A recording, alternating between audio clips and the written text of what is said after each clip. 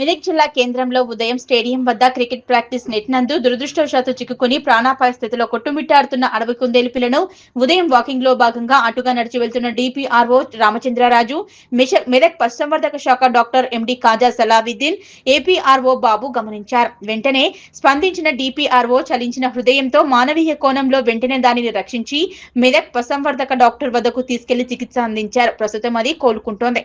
ఈ సందర్భంగా డిపిఆర్ఓ రామచంద్రరాజు మాట్లాడుతూ పశుపక్షాదులు మూగజీవాల పట్ల ప్రేమాభిమానాలు కలిగి ఉండాలని, వేసవి తాపాన్ని తట్టుకోలేక త్రాగునీటి కోసం చెలివెలు ఇండ్ల వద్దకు, కుళాయిలు, గోలేల వద్దకు జంతువులు వచ్చే అవకాశం ఉందని, ప్రజలు వాటిని ఎటువంటి హాని తలపెట్టకుండా ఉండాలన్నారు. మూగ జీవాల పట్ల ప్రేమాభిమానాలు కలిగి ఉంటే ఆ భగవంతుని కరుణా కటాక్షాలు మనకు సిద్ధిస్తాయని ఈ సందర్భంగా వెల్లడించారు. ప్రతి ఒక్కరూ మూగ జీవాలను రక్షించాలన్నారు. నమస్కారం అండి.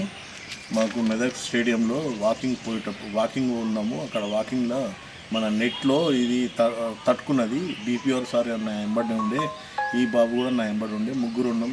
దాని జాలీలో నుంచి తీసుకొచ్చి ఇక్కడ నేనే జూనియర్ వెటనరీ ఆఫీసర్ విహెచ్ మెదక్లో పశు వైద్యశాలలో ఇక్కడ ఎండి కాజా సలావుద్దీన్ ఇక్కడ ట్రీట్మెంట్ చేసి డిపిఆర్ సార్ తీసుకొచ్చి ఒక జాలీలో తీసుకొచ్చి దాన్ని బతికిచ్చినాం. ఇద్దరం బతికించినాం.